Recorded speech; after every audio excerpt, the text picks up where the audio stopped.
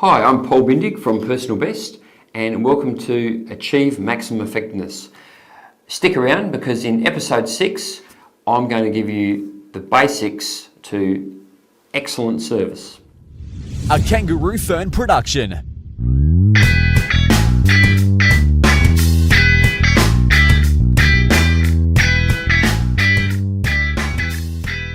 Hi and welcome to episode 6 in Achieving Maximum Effectiveness.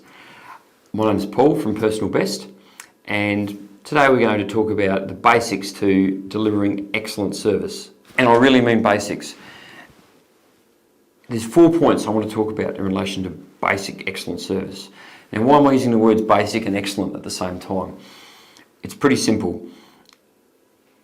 Every single company, every single business will tell their staff and will tell their customers the difference between us and our competitor who's exactly like us except they have a different logo and a different coloured shop is our people give excellent service. And it's a fair thing to do because it's the one thing you can absolutely control that can differentiate you from your competitor. But the thing is, everyone says this, and the reality is, and if you're like me, when you live your life, you're a consumer of everything. You visit all sorts of businesses to do all sorts of things, and you receive service that is sometimes excellent and sometimes terrible, and most often somewhere in between. Why is that when we're all trying to achieve excellent service? It's because we're not getting the basics right. If we start by just getting the basics right, all the elegant, complex stuff can happen afterwards. So I'm going to walk through 4 basic points when it comes to interacting with people. And I'm using a face-to-face context, but you can modify this for, over the phone or digitally. But I'm going to 4 basic things that are rarely done well. I'll explain what they look like, why they're not done well, and if you can do these things, it will definitely set you apart from the others. So let me tell you a story. The other day I was in a large sports store and it was pretty empty. I was there during the day and it was a huge store, not very many customers in there at all, and there were quite a few staff around the place. And the way this store operates is you go in and you look at all the stuff they've got there, and I was buying a cricket ball. You go on to the cricket section, there's a million cricket balls there, you pick the one you want. There's people around you can ask for help if you need it, and they're very helpful, no issue there. And then you work your way out of the shop and you get to the front of the shop, which is where the checkout is. And the way the checkout works, it's a big long counter, and depending on how busy they are, they might have 1, 2, 3 or 4 staff behind the counter, and you queue up in a central queuing sort of setup. And when it's your turn, they call the next person from the line and you go up and you pay for your cricket ball and off you go. So very standard sort of model, works fine. So I went to the shop the other day and it was, as I said, very, very quiet. So I get my cricket ball and I walk up to the line, and there's only one lady serving, which is fine because it was really, really quiet. And I was the only customer standing in the line. So I walk up to where you queue. She's behind the counter and she's got her head down doing something behind the computer. I don't know what it is. This is how she called me up. Can I serve the next person in line, please? So I walked up and I said hello, made eye contact, gave her a smile and said, I'd just like to buy this, thank you. Again, without really making eye contact, she goes, yes, puts it through, hands me the cricket ball. Do you want a bag for that? No, thank you. Done. I say thanks. She goes, have a nice day, and out I walk. Now, to me, that was a really disappointing service experience, given that she certainly had the time and the ability to be a bit friendlier and really represent her company well, which she didn't do. Now, was she rude? No. Was she inefficient? No, not at all. Did I have to wait overly long? No, nothing wrong with that. Did she make a mistake in processing the transaction? No. All of that was fine. But my feeling in going into the shop was that she didn't care about me at all. Now, does she have to? Not really. But does this shop want to differentiate itself from the other mega sports store in the same shopping centre? Well, they probably do. and they have differentiated themselves, and not in a good way. So my 4 tips for this young lady and for anyone who's working with and dealing with people, and if you want to give excellent service. The first one is eye contact. When you're calling someone up from a line or from a queue, or when they approach you and when they want to deal with you, look them in the eye. So instead of, can I help the next person in line, please? It would have been good if she'd looked at me and then she would have realised that I was the only person in line, and so, can I help the next person in line, please? Although I'm sure that's the script she's got taught to say, doesn't make any sense and seems really weird. I was looking over my shoulder. There was no one behind me. So she could have just looked up and said, yes, thanks, can I help you? Eye contact, look the person in the eye.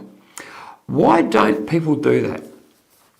The general reason, I believe, and I've experienced over my time working in business, that sometimes people won't make eye contact when they're calling people up, is they're afraid of engaging in what could be a confrontational situation.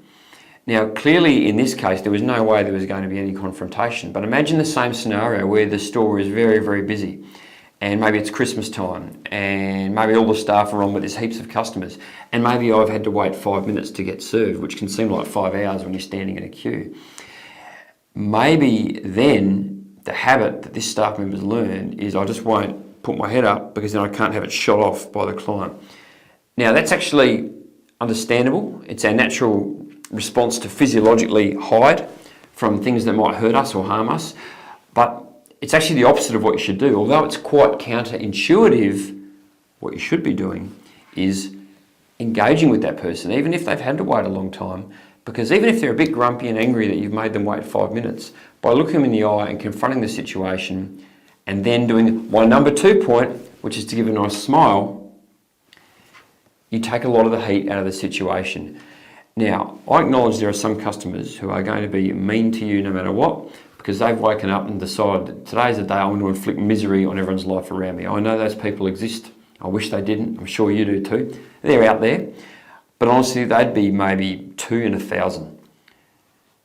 Everyone else, even if they're a bit grumpy waiting in the line, when you, 1, make eye contact, 2, smile, and then say, can I help you please? Can I help you, sir? Can I help you, madam? Good morning, sir. How can I help you? It's very hard for them to open the batting by abusing you and saying, oh, you idiot, blah, blah, blah. And if they do, then you can sweetly smile and make eye contact and say, well, I'm terribly sorry for the wait, but I'd love to help you now. What can I do? And again, if they then want to carry on with it, well, that's a whole different situation. And look, can I say, no one gets paid enough to be abused, sworn at, or called nasty names. So it's not about that, but it's about being open, being upfront, smiling, and welcoming the interaction. You're there to serve people. Welcome the fact you're about to serve them. If you build up that habit of avoiding them, the eye contact, because you're worried what they'll say, then even when it's really quiet, you still want to do the, can I help the next person in line, please? But Paul, I'm shy. And that's understood, and some people are really shy. And it can be harder sometimes when you're a more introverted, shyer personality to open yourself up to people. But if you're in the service industry, that is what you get paid to do. And if you fake it till you make it enough, you'll get into a great habit of interacting nicely with people. You can still be a quiet person, but treat people with a lovely smile and great eye contact. So 1, eye contact, 2, smile.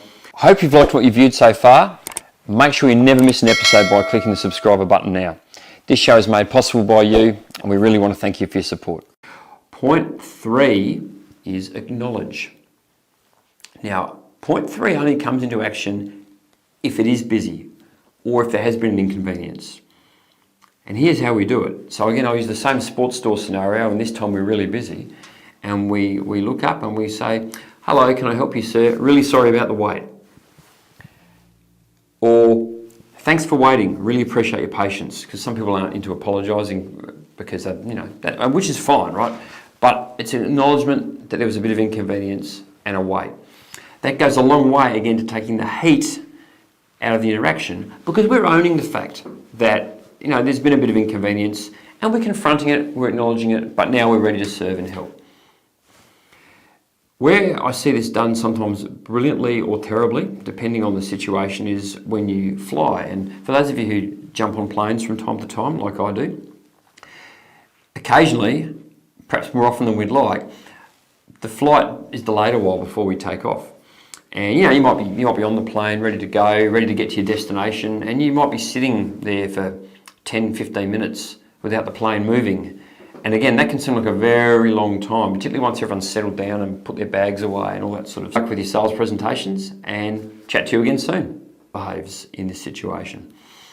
So there's one or two things they can do. They can either completely ignore the fact that you've been waiting, or they can acknowledge it. And the best pilots I've heard do this will say things like, ladies and gentlemen, sorry for the continued delay. Just to let you know, we're still waiting for some of the paperwork to come in, which we've just about completed. Once that's happened, we'll have you underway as soon as possible. Again, we really do acknowledge their wait, apologise for it, and thank you for choosing to fly Qantas. And as someone who's sitting in the plane, you can hear the heat go out of all the grumbling that's been starting to rise for the last 5 or so minutes. It's purely because the pilot chose to communicate with the people, makes them feel a bit more relaxed, and that then takes the heat off the other people who are trying to give great service to the cabin crew. Now, the pilot, I have no idea whether the airlines train their pilots to do that or whether they don't. Look, I honestly don't know. I've not worked in that industry. But I'll tell you this, in my opinion, the main role of the pilot is to get the plane up in the air safely, get it to where it's supposed to go at 30,000 feet in the air, and land it safely, and make sure we get to where we're going. If they don't acknowledge an inconvenience or a wait, it's not the end of the world. But gee, it makes a big difference. It makes a difference as to how I feel as a customer. So I think it's absolutely fantastic when it's done. But then I've also been in planes where nothing's been said and you just take off. And it's funny because you hear all the passengers talking about it, going, what was that all about? So that communication is a really, really important part of service. So whether it's the sports store or flying the jet plane or somewhere in between, just acknowledging, yes, I appreciate you had to wait a bit and I apologise for that, or I acknowledge that, but now I'm ready to help you out, is a big thing. The other way you can do it too, which I've seen done by really good people who are good at service, is you might be behind the counter at a retail store, there's people milling around everywhere trying to get served. The next person's ready and you're busy with someone else, and just saying to that person, madam, wait me a second, I'll only be another couple of minutes and I'll be ready to serve you. It's just a way of acknowledging that you're there, and it makes a huge difference. Just that acknowledgement is really important. Fourth one is a great farewell. Once we've finished interacting with the person, the way we farewell them is really, really important. And there's no right words to say, it's whatever, but just whatever makes them leave feeling good. So I'm okay with have a nice day, as long as it's sent with a bit of intent and you look them in the eye, you smile and you mean it. I don't really mind what they say. Enjoy the rest of your day, have a lovely weekend. Thanks for dealing with us. Thanks for flying Qantas, whatever it is. A really great farewell is important, but it's got to come from the heart. You've got to actually mean what you say. Very, very important. Years ago, I worked for the Commonwealth Bank, and one of the things that they asked us to do was to thank every customer for banking with us when we finished dealing with them. And when they brought this in, I was a branch manager at the time. And I remember my staff saying to me, oh, that seems stupid to thank every client for banking with us. And I thought to myself, well, that's a pretty good idea, because they could be banking at Westpac or ANZ or one of the other banks that are pretty much identical, in my opinion. And one day the worst thing possible happened to me. I was confronted by a client who called me out on saying this line. So I'd served them and I said, hey, thanks very much for banking with us. And I tried to do it in a really genuine way because I genuinely wanted to thank them. And the client turned around and they said, I bet they tell you to say that. And I said, you know what, sir, they do. But you know why they do? Because you could just as easily bank with Westpac or National or ANZ or Bendigo Bank or St George, but you chose to come and bank with us. And we want to thank you for that because we really appreciate it. And the client said, yeah, fair enough. And out they walked. So it's really important to actually mean it and to come from the heart when you thank someone. So basic level of service, but I call it excellent because I go to a lot of businesses where this just doesn't happen. And basic, it's only basic if you do it. 4 tips. 1, make eye contact. 2, smile. 3, acknowledge if there needs to be some sort of acknowledgement made. 4, give a farewell that shows you really enjoyed working with that person. Those are my 4 tips on basic but excellent customer service. Thank you very much for listening, and we'll chat to you soon. Thanks so much for watching. I hope you found this video helpful, and if you did, please don't forget to like, subscribe, and hit the notification bell when you're notified when a new episode's posted. If you found value in this show, please review this episode and share it with your friends. If you have any questions at all, please feel free to reach out to us.